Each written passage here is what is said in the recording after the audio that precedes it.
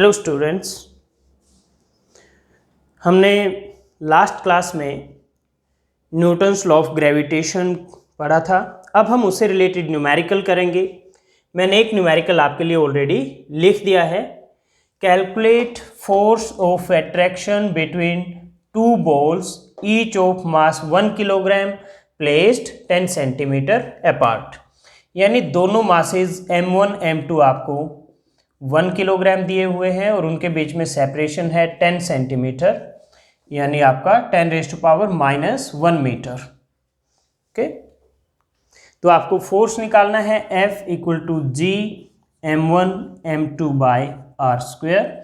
G की value है 6.67 × 10⁻11 into m1 into m2 by r square. तो ये हो जाएगा 6.67 × 10⁻11 बाई 10⁻⁻2।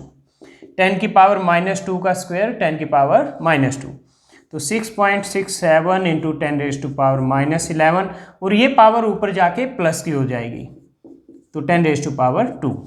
6.67 × 10⁻11 + 2 -9 न्यूटन। ये आपका आंसर आ गया। ओके, देखिए 10 की पावर a × 10 की पावर b आपका 10 की पावर a + b होता है, तो इसलिए -11 + 2 -9। ओके, ये सिर्फ आपके नॉलेज के लिए है, आपको ये लिखना नहीं है। अगर आप एग्जाम में ये क्वेश्चन करते हो, सीधा सिर्फ यहाँ तक आंसर निकालना है। अब मैं आपके लिए नेक्स्ट क्वेश्चन लिख देता हूँ।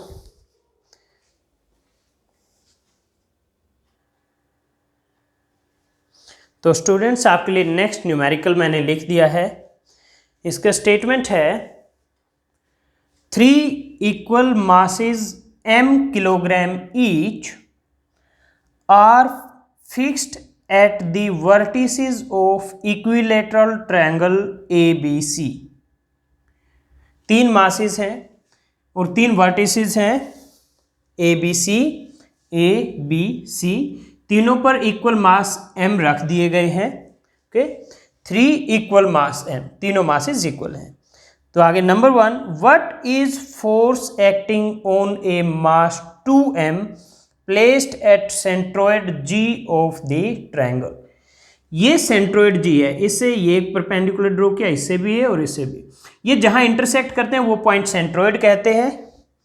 तो ये सेंट्रोइड G है और यहां पर एक मास 2m रखा हुआ है। तो ये कहता है what is force acting on this mass 2m। पहले केस में ये कैलकुलेट करना है। सेकंड केस में what is force if mass at a is doubled. कहता है इस 2m पे टोटल फोर्स क्या लगेगा अगर ये a पर जो मास है, पहले m है, उसको डबल कर दें, यानी 2m कर दें, और ये AG, BG और CG डिस्टेंसेस को 1 मीटर लेना है। तो हम सॉल्यूशन करते हैं।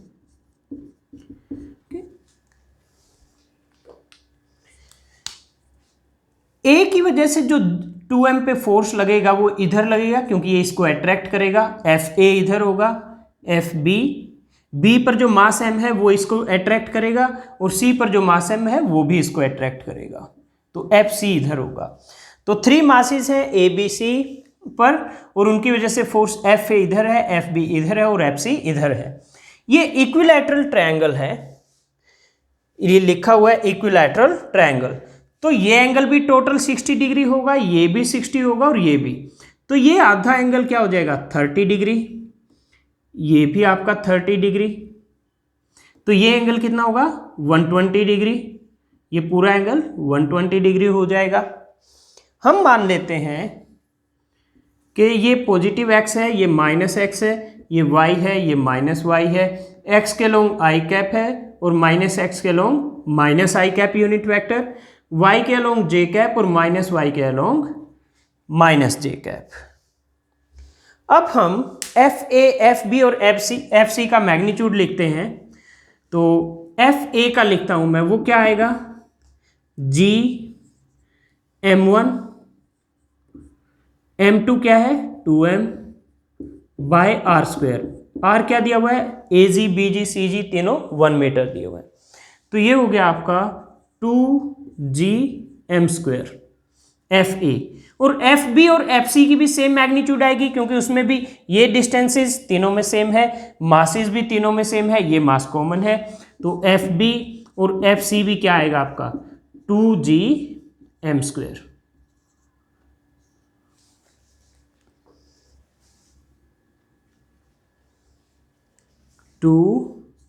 जी एम स्क्वायर। अब हमें इन तीनों का रिजल्टेंट निकालना है, तो हम ट्रायंगल ऑफ वेक्टर एडिशन का फॉर्मूला यूज कर सकते हैं। तो एफ बी और एफ सी का निकाल लेते हैं और फिर उसको एफ ए में ऐड कर देंगे। तो सबसे पहले एफ बी और एफ सी का जो भी रिजल्ट आएगा वो किस डायरेक्शन में आएगा। देखिए हमने फॉर्मूला पढ़ा था tan alpha is equal to B sine theta by A plus B cos theta. Alpha क्या था, angle with vector A, angle with vector A. तो मैं ये आपको यहां पर समझा देता हूं अच्छे से।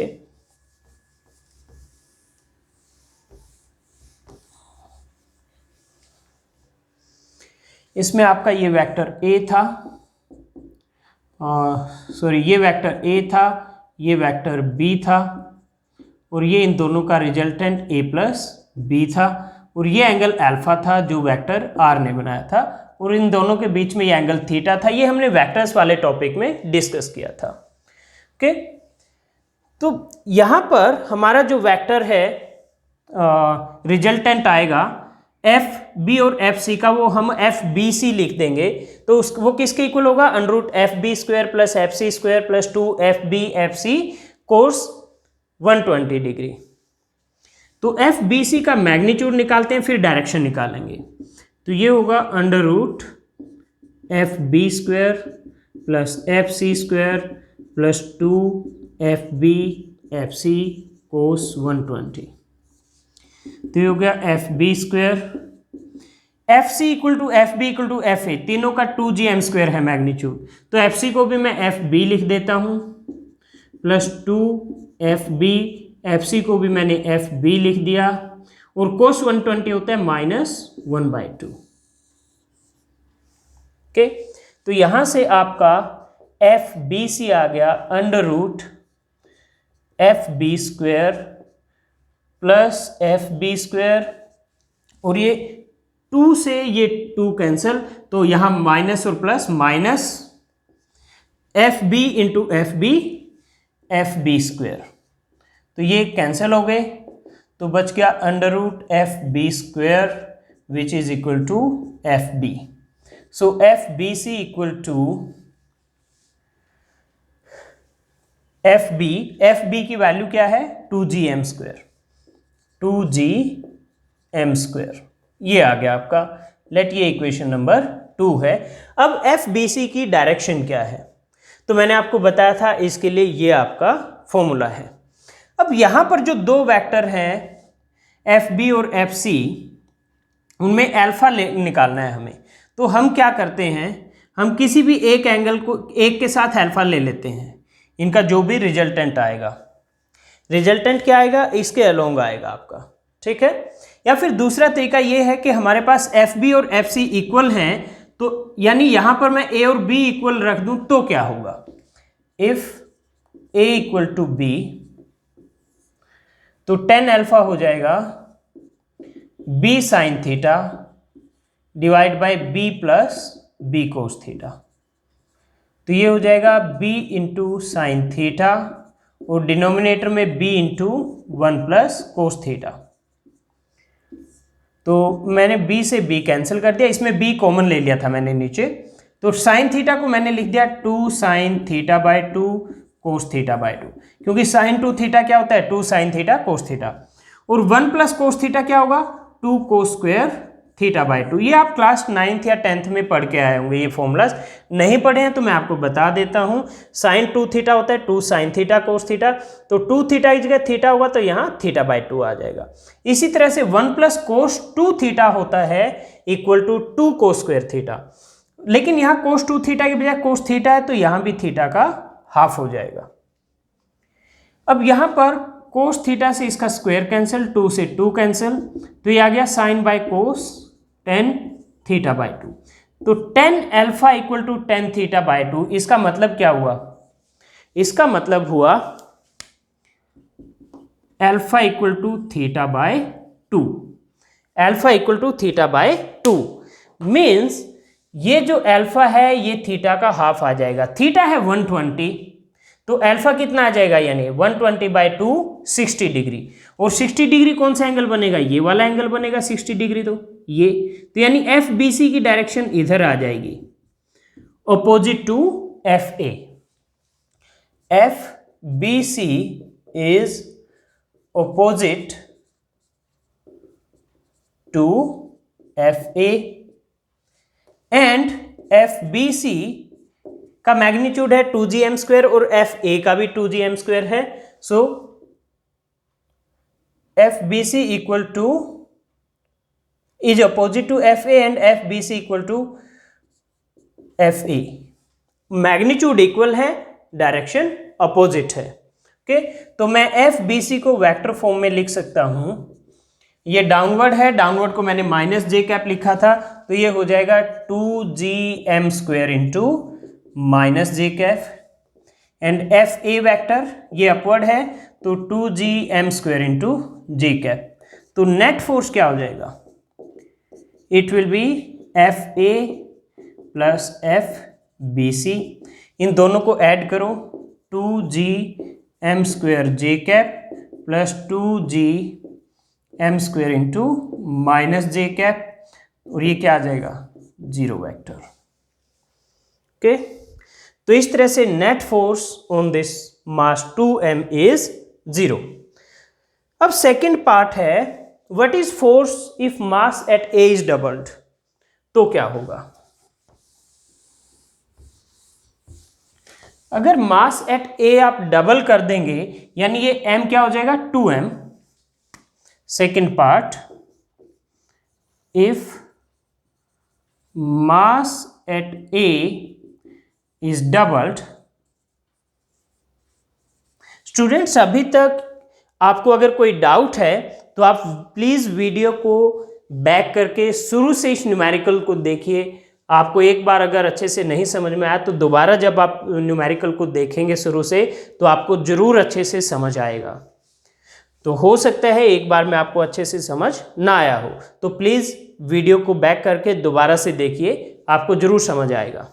और आपने वेक्टर्स जरूर पढ़ा हुआ होना चाहिए इससे पहले। अगर आपने वेक्टर वाला टॉपिक नहीं किया है तो फिर ये न्यूमेरिकल समझ नहीं आएगा आपको, तो आपको वेक्टर्स की नॉलेज होनी चाहिए। तो if mass at A is doubled, तो एफ ए क्या हो जाएगा आपका? g 2m into 2m bye 1², तो 4gm²। तो अब आपका वेक्टर एफ ए हो जाएगा 4gm² J cap. F B सी आपका वही रहेगा क्योंकि इनमें कोई चेंजेस नहीं हो रहे हैं। F B C is 2gm² into minus J cap, तो F net is F A plus F B C. F A है 4gm² जे कैप और एफ बी सी है माइनस 2gm² जे कैप। तो ये आ गया 2gm² J cap, because 4 minus 2 is 2। तो ये था second numerical on Newton's law of gravitation. तो अब हम इसको इरेज कर देते हैं और नेक्स्ट टॉपिक पे जाने से पहले एक दो कॉन्सेप्ट हम डिस्कस करेंगे।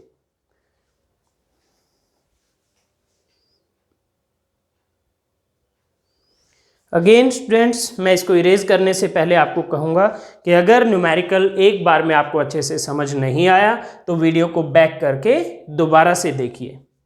फिर भी आपको नहीं समझ आया हो तो आप हमें लिख दीजिए व्हाट्सएप पे या ईमेल पे, और हम आपको ज़रूर हेल्प करेंगे।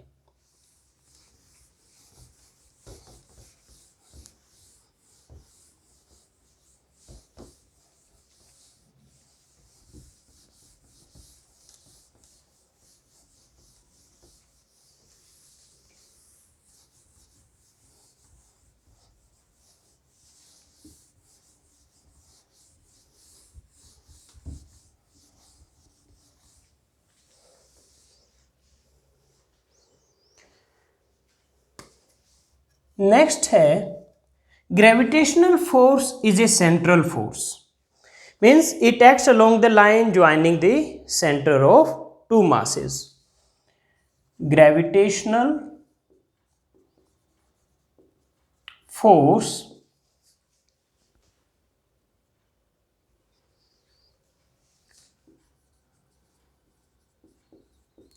is a central force.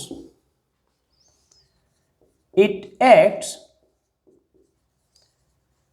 along the line joining center of two masses. Center of two masses. What does it means? It means जो फोर्स है that is a function of R. ये A है, ये B है, इनके बीच में ये are vector होगा और जो फोर्स है वो भी क्या है, इसी के लॉन्ग है, या तो इस डायरेक्शन में होगा या फिर इससे अपोजिट डायरेक्शन में होगा. मीन्स एफ और आर क्या होंगे, पैरेलल या एंटी पैरेलल, यानी theta between R and F will be either 0 degree और 180 degree. So torque due to gravitational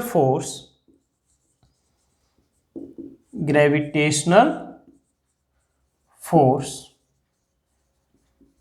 tau is equal to r cross f, it will be 0.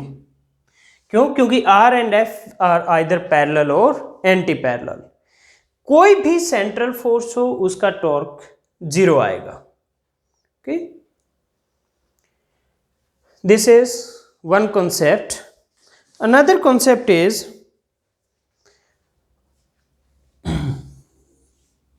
ellipse. How to draw an ellipse? How to draw an ellipse? एक ellipse कैसे draw करते हैं?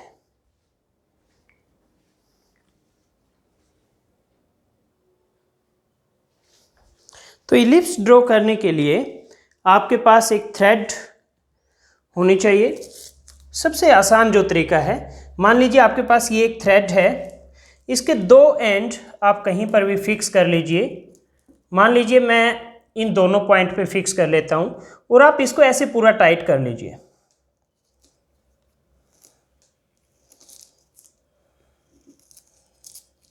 और इसको पूरा tight करके इस तरह से आप घुमाइए. तो इस तरह से इधर भी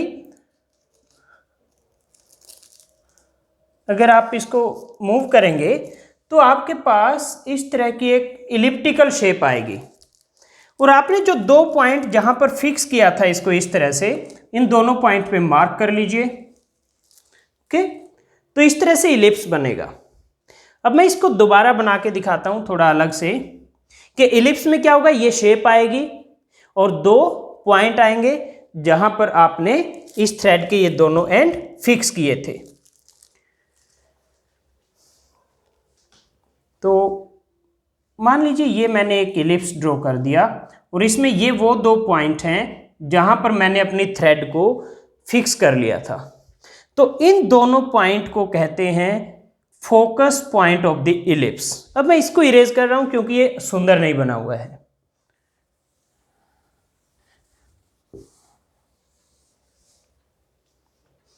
तो ये दो पॉइंट होंगे ए एंड बी, और A comma B are focus point of ellipse.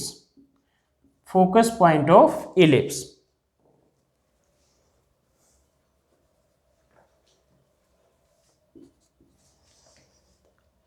इन पॉइंट्स को मैं मिला देता हूं और ये शेप क्या है, ये इलिप्स है, इलिप्टिकल शेप है ये. ओके, तो ये दो चीज़ें मैं आपको नेक्स्ट टॉपिक शुरू करने से पहले बताना चाहता था. पहला, ग्रेविटेशनल फोर्स एक सेंट्रल फोर्स है और उसका वर्क डन 0 होगा. और दूसरा, इलिप्स को कैसे ड्रॉ करें, और इलिप्स में ये दो फोकस पॉइंट होते हैं ए एंड बी। तो अब हम शुरू करते हैं next topic, Kepler's 3 laws of motion. Kepler's ने प्लैनेटरी मोशन के लिए 3 लॉज दिए थे, तो वो हम डिस्कस करते हैं। Kepler's 3 laws of motion. तो फर्स्ट लॉ कहते हैं all planets move around the sun in an elliptical orbit with sun at one of the focus point.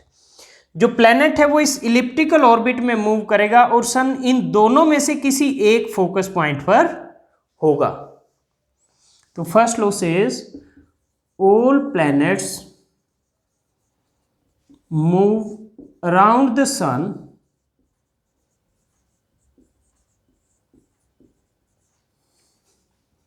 in elliptical orbit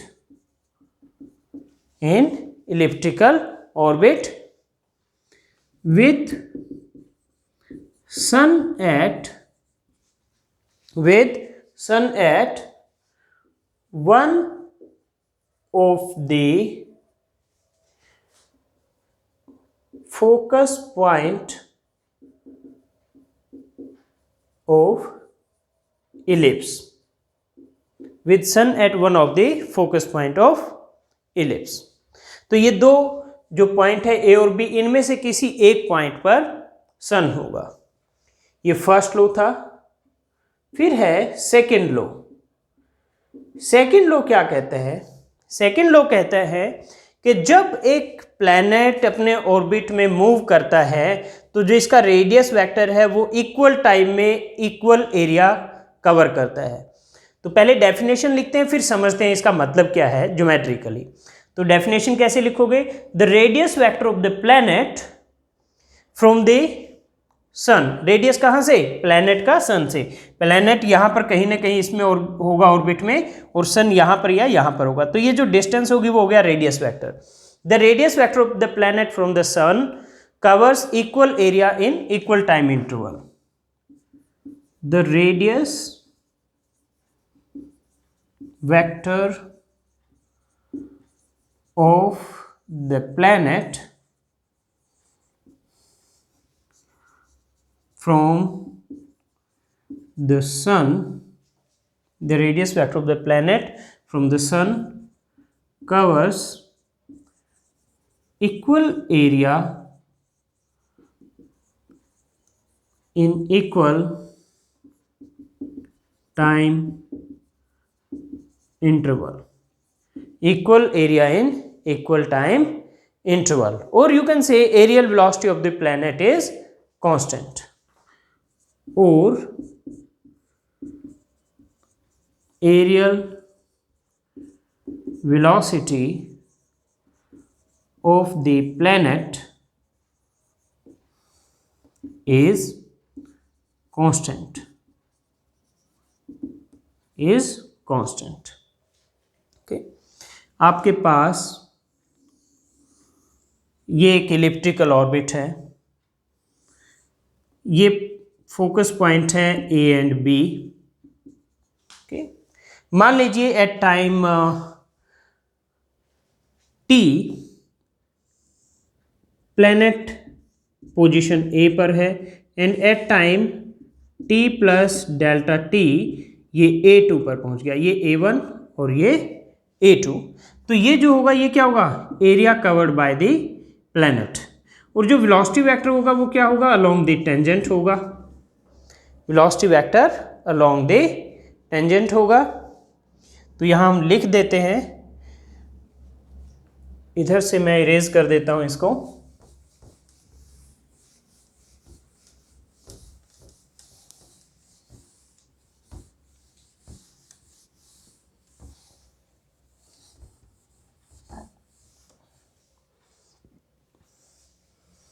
Let planet is at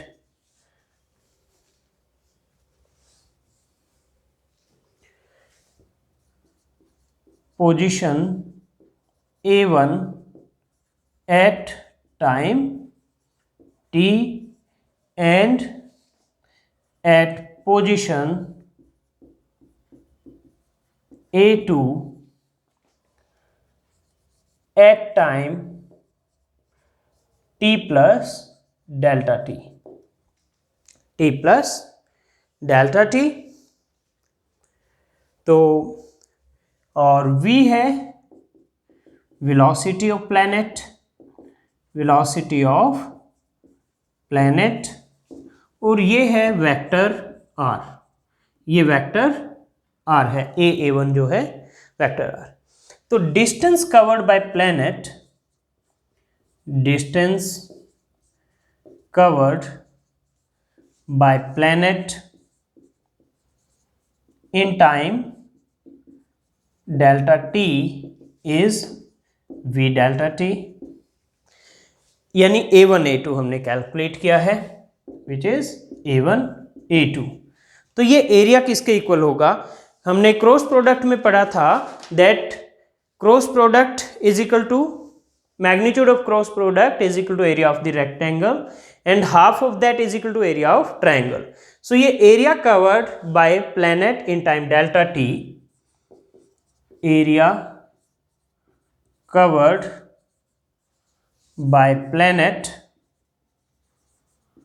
in time delta T is, मैं इसको लिख, ये क्या होगा? It will be R cross V delta T और उसका half, ये हो जाएगा डेल्टा ए। मैंने एरिया को यहाँ एरिया वेक्टर लिखा है, एरिया वेक्टर भी आप लिख सकते हो, ये क्लास 12th में कॉन्सेप्ट आपको डिटेल में पढ़ाया जाएगा। तो अभी आप ये कंफ्यूज नहीं होना कि एरिया तो सर स्केलर होता है, वेक्टर क्यों लिख रहे हो, ठीक है। यहाँ हम इसको वेक्टर की फॉर्म में लिखेंगे, इसका आप मैग्नीट्यूड ले लोगे तो ये स्केलर बन जाए, इसकी मैग्नीट्यूड आ जाएगी एरिया की, बट अभी हम मैग्नीट्यूड फॉर्म में नहीं जा रहे हैं। तो R cross V delta T, जैसे अगर आपके पास दो वेक्टर होते हैं तो ए क्रॉस बी मैग्नीट्यूड का हाफ, ये क्या होता है? Area of triangle. तो यहां वेक्टर ए की जगह आर है और बी की जगह क्या है? V delta T. तो मैं डेल्टा टी को इधर ले जाता हूं, delta A by delta T is 1/2 R cross V हो जाएगा, है ना। बट लीनियर मोमेंटम पी होता है एम वी, तो v आ जाएगा p बाय एम। तो मैं ये p बाय एम लिख देता हूं वेक्टर v को, ये डेल्टा t इधर चला गया है। आपने पढ़ा है ये r cross p, mass m तो स्केलर है, r क्रॉस p क्या होता है? वो होता है एंगुलर मोमेंटम, एंगुलर मोमेंटम। तो delta a by delta t is l by 2m। Let ये इक्वेशन 1 है। अब इसमें फोर्स कौन सा लग रहा है इस पूरी मोशन में? ग्रेविटेशनल फोर्स, जो कि सेंट्रल फोर्स है, और उसका टॉर्क क्या होता है? 0 होता है। Since torque is 0 for gravitational force, okay, और टॉर्क होता है dl by D T, tau equal to dl by D T. आप रोटेशनल मोशन वाले चैप्टर में पढ़ चुके हैं। तो टाउ 0 है तो dl बाई डी टी भी 0 होगा, और that means l is constant. क्यों? क्योंकि अगर डिफ्रेंशिएशन किसी क्वांटिटी का 0 है तो इट मीन्स वो क्वांटिटी कॉन्स्टेंट है। तो l कॉन्स्टेंट है, मास कॉन्स्टेंट होता ही है प्लैनेट का, तो delta A by delta T भी क्या हो जाएगा? कॉन्स्टेंट हो जाएगा। Okay, so delta A divide by delta T is constant. Okay, ये जो मास m है ये प्लैनेट का मास है। ओके, यहां पे आप लिख दो बेशक मास m। सो इसका मतलब क्या हुआ? Areal velocity of the planet is constant. तो यहां लिख दो, so areal velocity of planet is constant। Areal velocity of the planet is constant. अब प्लैनेट इक्वल वेलोसिटी एरिया कैसे कवर करेगा इक्वल टाइम में? मान लीजिए बाद में किसी टाइम t2 पर यहां पर है, तो सेम एरिया कवर कर, मान लीजिए यहां तक होगा t2 प्लस डेल्टा टी में, सेम टाइम में सेम एरिया कवर होना चाहिए, यही कहता है आपका सेकेंड लॉ। तो ये एरिया इक्वल कैसे हो सकता है इसके, जबकि ये लेंथ काफ़ी ज़्यादा है, ये कम है, तो ये ज़्यादा होनी चाहिए इस केस में, यानी A1 A2 कम होना चाहिए, ये ज़्यादा होना चाहिए, तब जाके वो एरिया इक्वल होगा। दैट मीन्स सेम टाइम में यहाँ तो ये लीनियर डिस्टेंस कम कवर करेगा, यहाँ ज़्यादा करने का मतलब फास्ट मूव करेगा। तो इसलिए प्लैनेट जब सन के नज़दीक होगा फास्ट मूव करेगा, दूर होगा स्लो मूव करेगा। So planet will move faster when closer to sun and slower when away from sun. तो ये एक लाइन भी आप लिख दीजिए, मैं इधर इरेज करके लिख देता हूं।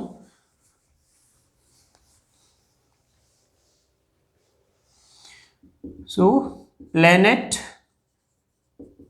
will move faster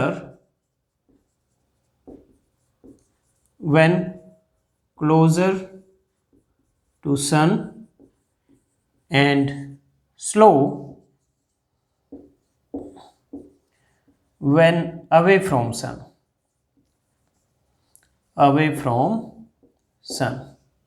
so ये था सेकेंड लॉ। ओके, जब ये नज़दीक होगा प्लैनेट सन के, यहाँ पर इस पॉइंट पे हमने सन लिया है, इसीलिए हमने यहाँ से रेडियस वेक्टर लिया था, तो फास्ट मूव करेगा सो दैट ये डिस्टेंस ज़्यादा कवर हो उसके, और दूर होगा तो ये डिस्टेंस कम कवर होगी, क्योंकि ये एरिया आपका, ये डिस्टेंस ज़्यादा है तो वैसे ही आपका एरिया ज़्यादा बन जाएगा। तो ये था सेकेंड लॉ। अब है थर्ड लॉ। तो थर्ड लॉ शुरू करने से पहले मैं आपको इलिप्स के बारे में एक दो चीज़ें और बताना चाहूँगा। इस टॉपिक में भी स्टूडेंट्स आपको सेकेंड लॉ में भी अगर किसी चीज़ में, किसी पर्टिकुलर लाइन में कॉन्फिडेंस नहीं आया कि सर ये मुझे अच्छे से समझ नहीं आया, तो अगेन सॉल्यूशन है, आप बैक कीजिए, दोबारा से देखिए, फिर भी अगर आपको डाउट लगता है तो आप मुझे लिख दीजिए, मैं आपको हेल्प ज़रूर करूँगा। आप मुझे मेल कर सकते हैं या फिर व्हाट्सएप कर सकते हैं। ओके, थर्ड लॉ शुरू करने से पहले ये इलिप्स है, ये ए और बी दो पॉइंट हैं जिनको फोकस पॉइंट कहते हैं इलिप्स के। लेट मैं इसको x1 x2 लिख देता हूं, और ये एक वर्टिकल लाइन बिल्कुल सेंटर में, ये पॉइंट O होगा, इसको y1 y2 लिख देता हूं। तो इसमें x1 x2 को कहते हैं major axis of ellipse, x1 x2 major axis of ellipse, y1 y2 minor axis of ellipse, ox1 ox2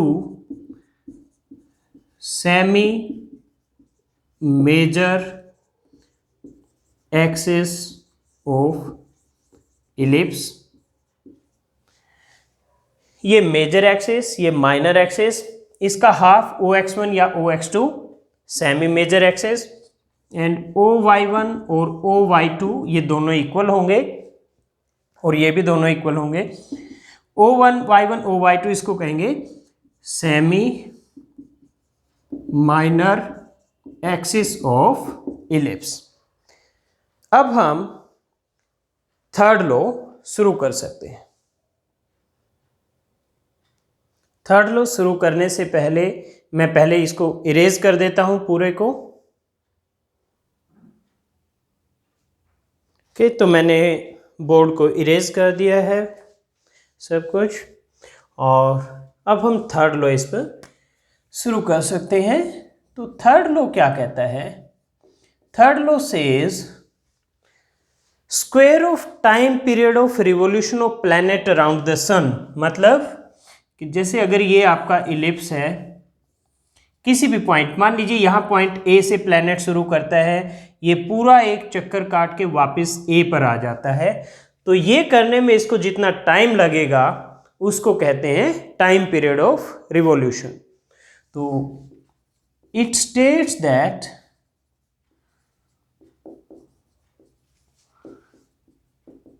time period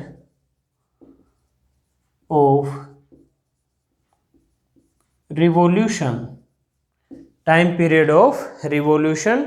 of the planet, it states that, sorry, square of time period लिखना था हमें, it states that square of time period of revolution of planet around the sun is proportional to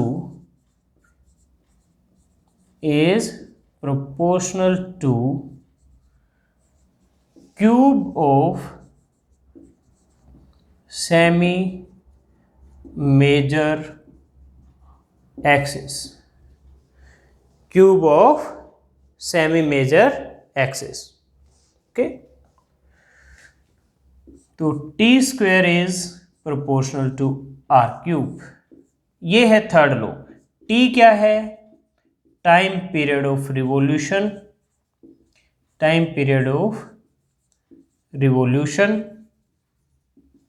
और R क्या है? Semi major axis of elliptical orbit, semi major axis of elliptical orbit. अब हम इसका proof करेंगे. देखिए, जब planet move करेगा around the sun, it will need a centripetal force. और वो सेंट्रीपिटल फोर्स कहां से आएगा? वो ग्रेविटेशनल फोर्स की फॉर्म में लगेगा. सेंट्रीपिटल फोर्स होता है mv²/r. v velocity of planet, m mass of planet. और आपका ये प्रोवाइड कौन करेगा सेंट्रीपिटल फोर्स? Gravitational force. ये मान लीजिए सन है, यहां पर सन का मास है कैपिटल M और प्लैनेट का मास है स्मॉल m. तो ये हो जाएगा gmm/r².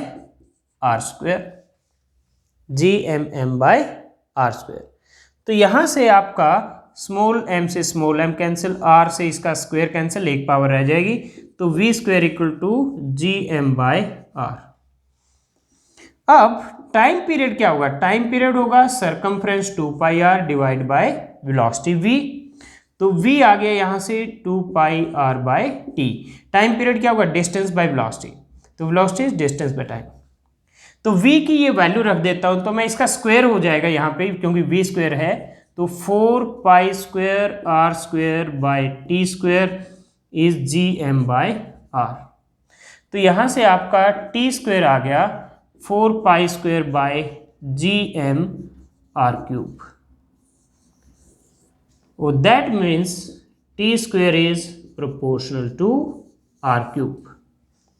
तो ये है proof of Kepler's third law. अब हम इससे रिलेटेड एक न्यूमेरिकल करते हैं. तो मैं पहले आपके लिए न्यूमेरिकल लिख देता हूं. ओके स्टूडेंट्स, मैंने आपके लिए नेक्स्ट न्यूमेरिकल लिख दिया है. स्टेटमेंट है न्यूमेरिकल की. The planet Mars has 2 moons, Phobos and Deimos. Number 1, Phobos has a time period of 7 hours 39 minutes and an orbital radius 9.4 into 10⁻³ kilometre. Calculate mass of Mars. तो ये कहते हैं planet Mars के 2 moon हैं, एक का नाम फोबोस है, एक का डेल्मोस है. फोबोस का टाइम पीरियड, यानी फोबोस का मार्स के चारों तरफ एक चक्कर लगाने में जो टाइम लगता है वो कितना है? 7 hours 39 minutes. और उसका जो यहाँ पर आपका मार्स है और इसके अराउंड ये आपका फोबोस है. इसका जो ऑर्बिटल रेडियस है ये आर, ये आपका दिया हुआ है 9.4 इंटू 10⁻³ किलोमीटर। तो कैलकुलेट मास ऑफ मार्स, ये कैपिटल एम आपको निकालना है। फोबोस का एम हम स्मॉल एम मान लेते हैं, फोबोस का मास।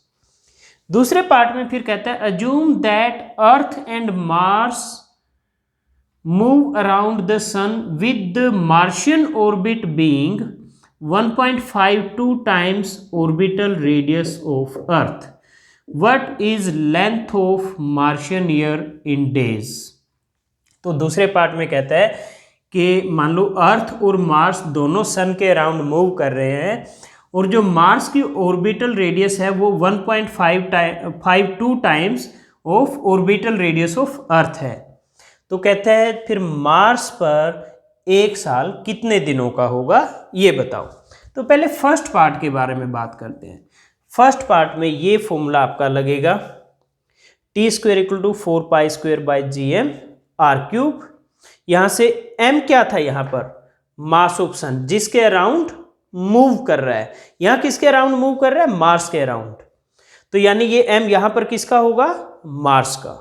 तो हम यहां से ये फॉर्मूला यूज करते हैं t² = 4π² g m r³, 4π² g m r³।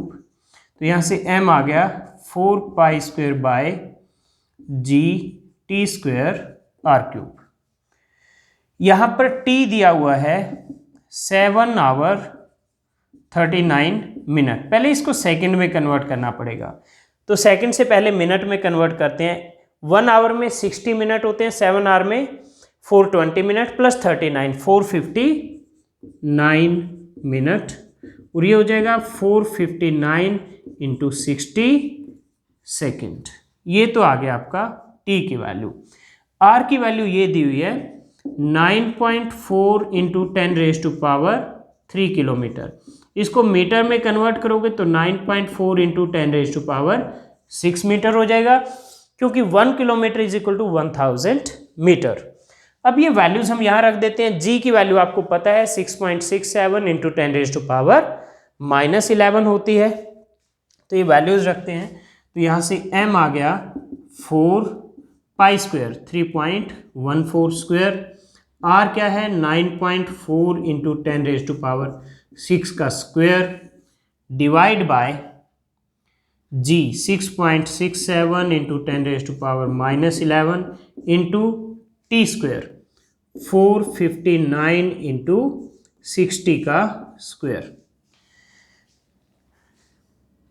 तो स्टूडेंट्स अब आप इसको सॉल्व करेंगे। ये मल्टीप्लाई और डिवाइड आप 5th क्लास से करते आ रहे हैं, तो ये आप आसानी से कर सकते हैं, ये मैं आपसे एक्सपेक्ट करता हूँ।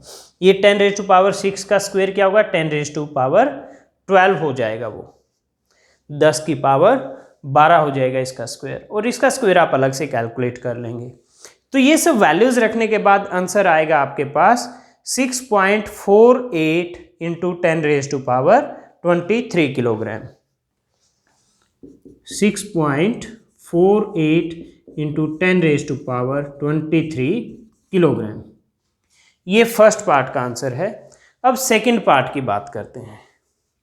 सेकंड पार्ट थर्ड लॉ पर बेस्ड है, t² = r³ पर ही।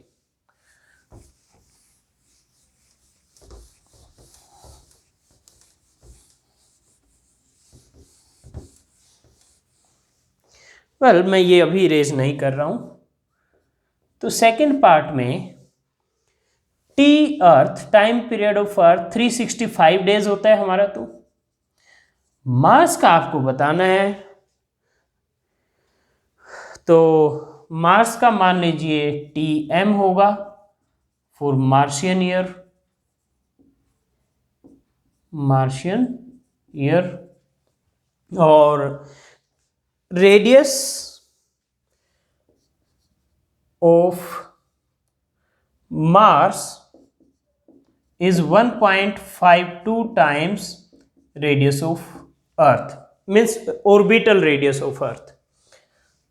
Orbital radius of Mars is 1.52 times orbital radius of earth. तो rm by re होगा यहाँ से 1.52। अब T square proportional to R cube होता है, तो T earth square by T Mars square will be equal to R earth cube divide by R Mars cube.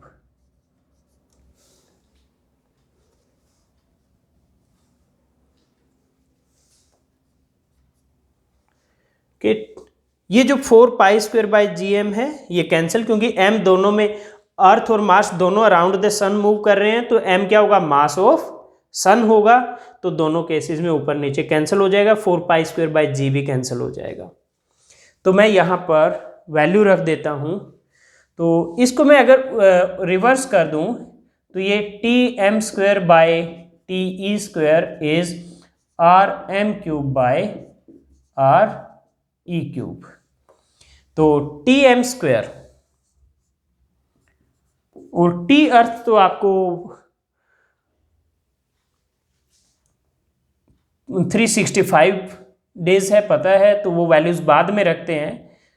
ये हम equal to R M by R E का cube लिख देते हैं और इनटू टी ई स्क्वेयर ये इधर ले गए, तो T M square equal to R M by R E का क्यूब, टी ई स्क्वेयर इधर आ गया, तो T M equal to R M by R E की पावर क्या हो जाएगी, 3/2 हो जाएगी, क्योंकि इधर से स्क्वेयर हटेगा तो इधर 1/2 पावर, और ये इसका स्क्वायर रूट बनेगा तो टी स्क्वेयर का square root T earth. R M by R E की वैल्यू है 1.52 पावर 3/2, टी अर्थ की वैल्यू है इंटू 365। अब मैं इसको इरेज कर देता हूँ, तो इसको आप लिख दो 1.52 इंटू अंडर रूट 1.52, 3/2 पावर को 1 पावर और 1/2 पावर इंटू 365। 1.52 का आप अंडर रूट निकालिए और वैल्यू रखिए, तो आपका जो आंसर आएगा वो आएगा अप्रोक्सीमेट 684 डेज। तो मार्स पर एक साल इतने दिनों का होगा। तो ये क्वेश्चन था related to Kepler's laws of motion.